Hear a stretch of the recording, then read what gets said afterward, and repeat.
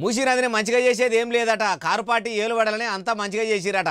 అగో మూసీ నదిలో మురికి నీళ్లు లేకుండా చేసి మంచినీళ్లతో నింపి మంచిగా చేస్తామని మలి సర్కారు మలి ముఖ్యమంత్రి యనమల రేవంత్ రెడ్డి సార్ అంటుంటే ఇప్పుడు మంచిగానే ఉన్నదని ఎవరన్నారు అంటారా? మీరే నుండ్రి. మూసీ రిజువనేషన్ సంబంధించి ఈ మధ్యన ప్రభుత్వం చాలా హడావుడి చేస్తోంది. చాలా పెద్ద పెద్ద కేటాయింపులు చేసినామని చెప్పి గొప్పగా చెప్తా ఉన్నారు. అధ్యక్ష, మూసీలో అతి ముఖ్యమైన కంపోనెంట్ అధ్యక్ష సివరేజ్ ట్రీట్మెంట్. హైదరాబాద్ మహానగరంలో 2000 MLD సివరేజ్ ఉత్పత్తి అవుతుంది. అందులో ఆల్రెడీ మేము మొత్తం కూడా పూర్తి చేసాం. మీరు చేసేదేం లేదు కొత్తగా సివరేజ్ ట్రీట్మెంట్. ఇన్నరా కారు పార్టీ మాజీ మంత్రి కేటీఆర్ సార్ ఏమంటున్నాడు? మూసీలా మురికి మొత్తం మా కారు సర్కారు ఎప్పుడో తీసి సాపు చేసింది, మీరు పోయి కొత్తగా సాపు చేసేది ఏం లేదనుకొచ్చిండు. ఇంకా మస్తుగా మాట్లాడండు. మొత్తం ఏనుండ్రి. ఒక రోజేమో 50,000 కోట్లతో మూసీ ప్రక్షాళన, మూసీ బ్యూటిఫికేషన్ అని ఒకరోజు ప్రకటన వస్తుంది.